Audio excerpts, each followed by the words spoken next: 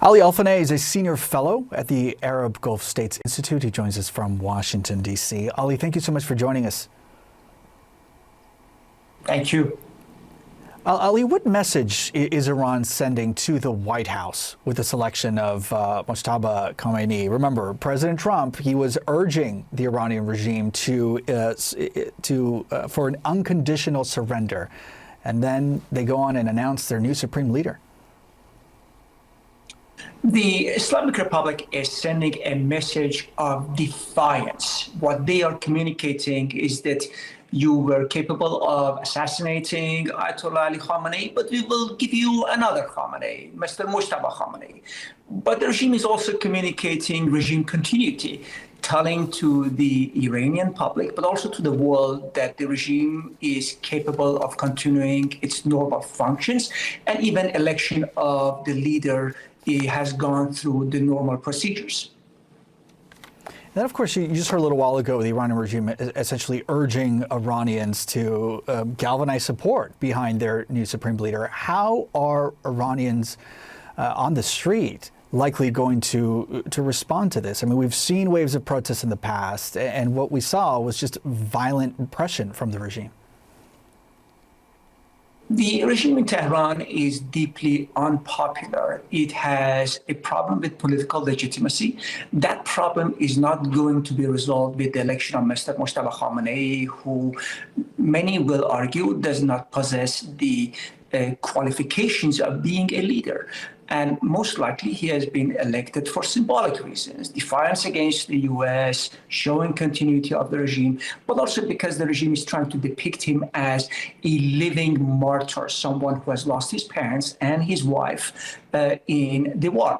Now, is this going to solve the electricity shortage of the people, or the water shortage, unemployment, and all the other problems that the regime is facing? No, but it does send a message of defiance, and it is likely only going to satisfy approximately 10% of Iran population, which supported the regime in the latest presidential election. The rest, they will remain unhappy, angry, and dissatisfied.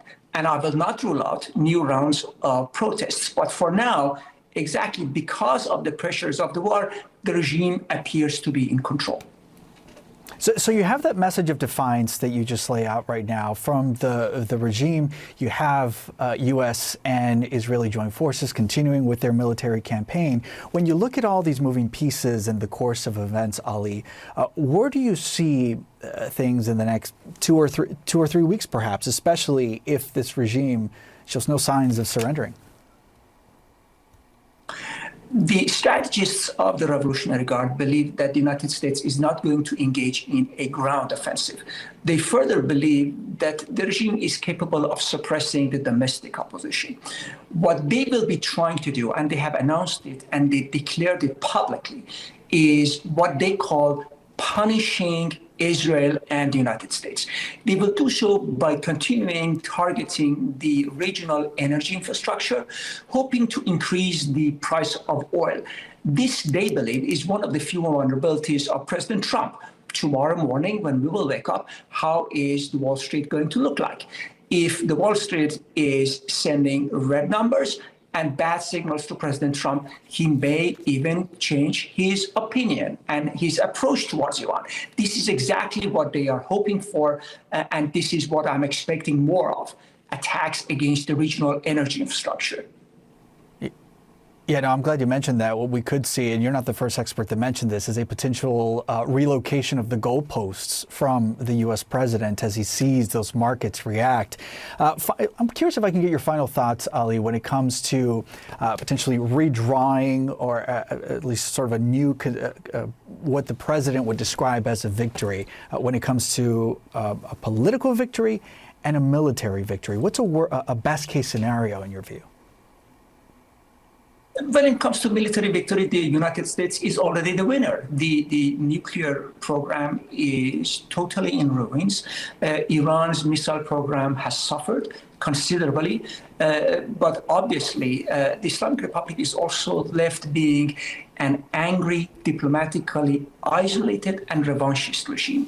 So this is one of the criticisms that I think many people will raise against President Trump, because now you have a regime which is even more interested in creating some kind of deterrence against the United States and Israel. So there will be no more attacks 6 months away from now. And they're talking about this publicly. Mr. Mustafa Khamenei leadership is going to continue this trend.